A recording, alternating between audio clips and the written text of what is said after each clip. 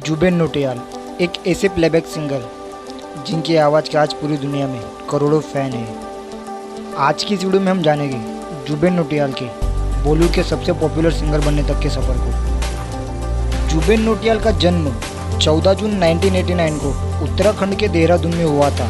उनके पिता का नाम रामशरण नौटियाल और माता का नाम नीना नौटियाल है। उनके पिता एक बिजनेसमैन और राजनेता है, साथ ही उनकी माता भी एक बिजनेस वुमन है।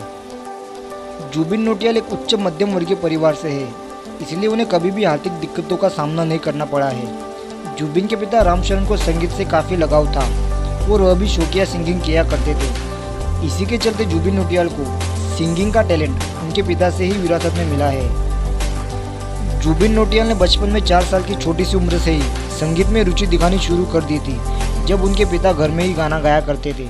उन्हीं से प्रेरित होकर जुबिन को भी संगीत का बचपन में ही शौक चढ़ गया था। जुबिन नौटियाल ने अपने स्कूल की शिक्षा सेंट जोसेफ एकेडमी उत्तराखंड से पूरी की है, जहां उन्होंने 8वीं कक्षा तक पढ़ाई की और उसके बाद जुबिन नौटियाल देहरादून के वेलेम बॉयज स्कूल चले गए, क्योंकि वहाँ उस स्कूल में क्लासिकल म्यूजिक सिखाया जाता था। यही कारण था कि जुबिन नौटियाल इस स्कूल में आ गए और वह चाहते थे कि वह अपने संगीत सीखने की शुरुआत भारतीय क्लासिकल संगीत से करें।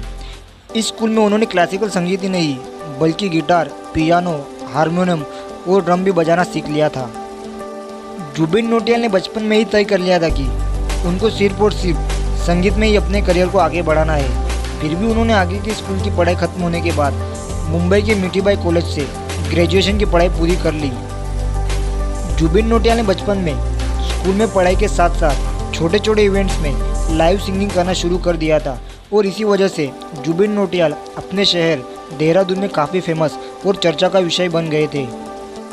इतनी कम उम्र होने के बावजूद जुबिन नौटियाल चैरिटी के लिए लाइव परफॉर्मेंस किया करते थे। इससे यह भी पता चलता है कि वह कितने नेक दिल इंसान है। जुबिन नौटियाल अपने शहर में अपने गानों से तो काफ़ी फेमस हो गए थे और उनका सपना था कि वह एक बड़े सिंगर बने और बॉलीवुड जैसी बड़ी इंडस्ट्री में गाना गाए, लेकिन इसके लिए उन्हें पहले तो मुंबई आना था। जुबिन ने अपनी स्कूल की पढ़ाई पूरी होने के बाद सिर्फ 18 साल की उम्र में मुंबई आने का फैसला किया और मुंबई के मीठीबाई कॉलेज में एडमिशन करा लिया। जुबिन नौटियाल ने कॉलेज की पढ़ाई करने के साथ साथ अपने लिए सिंगिंग के अवसर भी तलाशने शुरू कर दिए। इस तलाश के चलते एक दिन उनकी मुलाकात भारत के महान म्यूजिक डायरेक्टर AR रहमान जी से हुई। हालांकि यह सिर्फ 5 मिनट की छोटी सी मुलाकात थी, लेकिन इस छोटी सी मुलाकात ने जुबिन नौटियाल का करियर बनाने में महत्वपूर्ण रोल निभाया। इस मुलाकात में जुबिन ने अपनी आवाज़ AR रहमान को सुनाई और आगे क्या करने की सलाह ली। AR रहमान ने जुबिन नौटियाल को संगीत को और गहराई से सीखने की सलाह दी। साथ ही उन्होंने कहा कि अभी तुम्हारी आवाज़ डेवलप हो रही है, इसे और बेहतर बनाओ। AR रहमान के कहने पर जुबिन नौटियाल वापस अपने शहर देहरादून लौट गए और अपनी म्यूज़िक टीचर वंदना श्रीवास्तव से संगीत की ट्रेनिंग लेने लगे। जुबिन नौटियाल बीच बीच में बनारस जाया करते थे और वहाँ छन्नूलाल मिश्रा जी से लाइट क्लासिकल म्यूज़िक सीखने लगे। उसके बाद उन्होंने भारतीय क्लासिकल म्यूज़िक की ट्रेनिंग भी ली और वेस्टर्न म्यूज़िक की भी ट्रेनिंग ली। इसके बाद वे अगले 4 साल अलग अलग म्यूज़िक की ट्रेनिंग लेते रहे और संगीत की सभी छोटी छोटी कला सीखने लगे। इसके बाद 4 साल की कड़ी मेहनत के बाद जुबिन नौटियाल फिर से 2011 में मुंबई आ गए और अपने लिए संगीत के नए नए अवसर फिर से तलाशने लग गए। तब उसी साल music reality show x factor के ऑडिशन चल रहे थे। जुबिन नौटियाल ने भी एक्स फैक्टर में ऑडिशन देने का सोचा और उनके सिंगिंग टैलेंट की वजह से वो शो के ऑडिशन में आसानी से सिलेक्ट हो भी गए। लेकिन हैरानी की बात तो यह है कि जुबिन नौटियाल इतने टैलेंटेड और गजब के सिंगर होने के बावजूद भी इस शो में टॉप 25 की लिस्ट से आगे नहीं बढ़ पाए थे।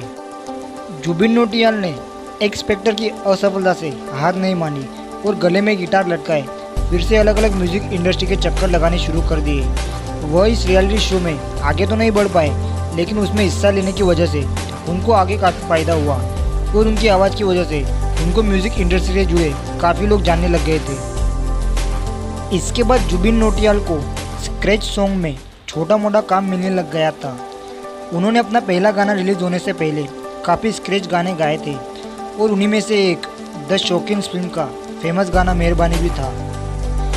जुबिन नौटियाल की किस्मत तब पलटी जब उस गाने का स्क्रैच फिल्म के अभिनेता अक्षय कुमार ने सुन लिया और उनको जुबिन की आवाज़ इतनी पसंद आ गई कि उन्होंने साफ साफ कह दिया कि उन्हें फिल्म में यह गाना सिर्फ जुबिन की आवाज़ में ही चाहिए। उसके बाद जुबिन नौटियाल को अपने म्यूजिक करियर का पहला गाना रिकॉर्ड करने का मौका मिल गया। यह गाना जुबिन नौटियाल के करियर का पहला रिकॉर्ड गाना था, लेकिन साल 2014 में फिल्म सोनाली केबल का गाना एक मुलाकात इससे पहले रिलीज हो गया था। इसका मतलब इसी गाने को उनके करियर का पहला गाना माना जाएगा। जुबिन नौटियाल के करियर का यह पहला गाना ही सुपरहिट रहा था और लोगों ने भी उस गाने को बहुत ज़्यादा पसंद किया था। और यही नहीं, बल्कि लोगों ने उनके गाने सुनने के बाद उनकी तुलना आतिफ असलम और अरिजीत सिंह से कर दी थी। इसी के साथ म्यूजिक इंडस्ट्री में जुबिन नौटियाल का नाम मशहूर होने लग गया और लोगों को पता लग गया कि जुबिन नौटियाल नाम का भी कोई नया सिंगर इंडस्ट्री में आया है। साल 2015 में आई फिल्म बजरंगी भाईजान में जुबिन नौटियाल ने जिंदगी कुछ तो बता गाने को गाया, जिसे लोगों ने बहुत ज़्यादा पसंद किया और गाना काफ़ी हिट भी हुआ था। इस गाने के लिए जुबिन नौटियाल को upcoming male vocalist of the year के मिर्ची म्यूजिक अवार्ड से सम्मानित किया गया था। जुबिन नौटियाल को गिटार, पियानो, ड्रम, बांसुरी और हारमोनियम जैसे म्यूजिकल इंस्ट्रूमेंट बजाने में महारत हासिल है। जुबिन नौटियाल अपने करियर में एक सफल गायक के रूप में आगे आए। आज के समय में जुबिन नौटियाल एक सफल और बड़े से बड़े सिंगर की लिस्ट में ऊपर आते हैं। आज के समय में हर कोई इंसान जुबिन नौटियाल के गानों के फ़ैन है। दोस्तों, अगर आप भी जुबिन नौटियाल के फ़ैन हो तो वीडियो को लाइक कर दो और साथ ही साथ मेरे चैनल को सब्सक्राइब भी जरूर कर दो। धन्यवाद।